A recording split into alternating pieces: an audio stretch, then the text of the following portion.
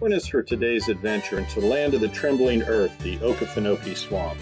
Whether you're looking for the little gators, the big gators, or other residents of the swamp, you'll find them here at the Okefenokee National Wildlife Refuge.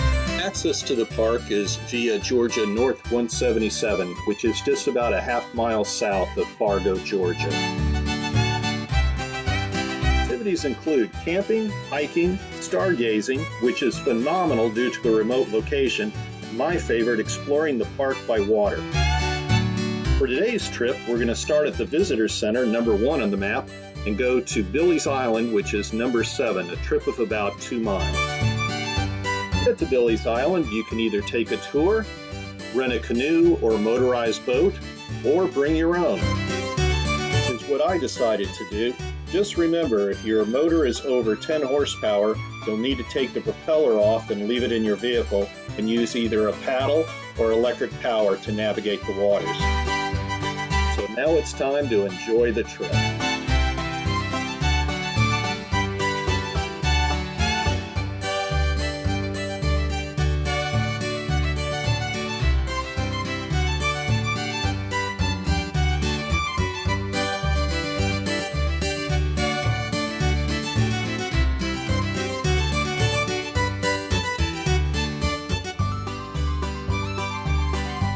This trip was done in November, and the asters were in full bloom, which gave the swamp a beautiful yellow tint.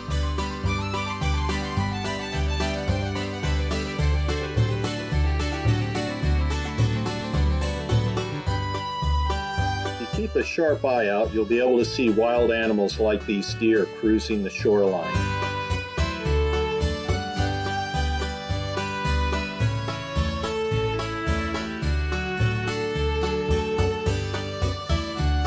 Another treat was seeing this limpkin as it ate snails along the shoreline.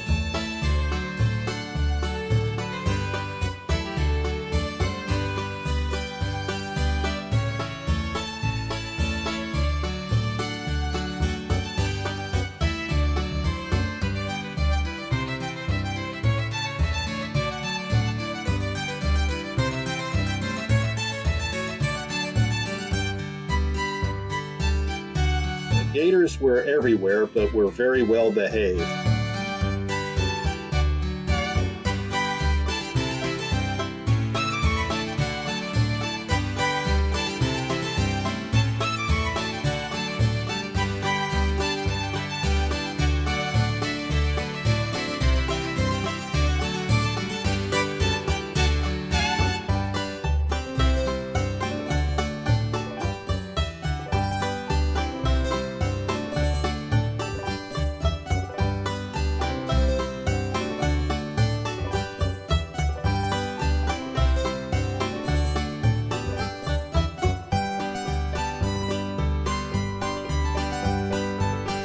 The Okefenokee, the land of the trembling earth, gets its name from a natural phenomenon known as a methane uplift. Methane uplift occurs when plant matter decomposes and creates methane gas. When the methane gas pressure becomes too great, it will actually break the peat off of the clay subsurface, and then that peat mass will float up to the top of the water and create a floating island. Those islands are not stable at first because no plants have taken root, and they'll actually shake as you walk on them. We are now approaching Billy's Island. Billy's Island is actually an ancient sandbar created when this area was covered by the sea. Billy's Island was named after the Seminole Indian chief Billy Bowlegs. This island has been inhabited for thousands of years. In the mid-1800s, the Lee family homesteaded this island.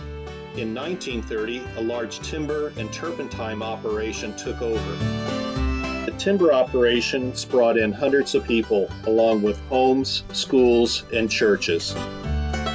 Once the timber was gone, the area became a ghost town. And Mother Nature reclaimed her own, and the wild animals became the only full-time residents once again. In addition to sightseeing, don't forget to pack a fishing rod for this trip.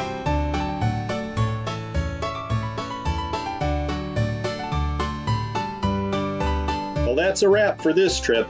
Be ready for any adventure that may be coming your way.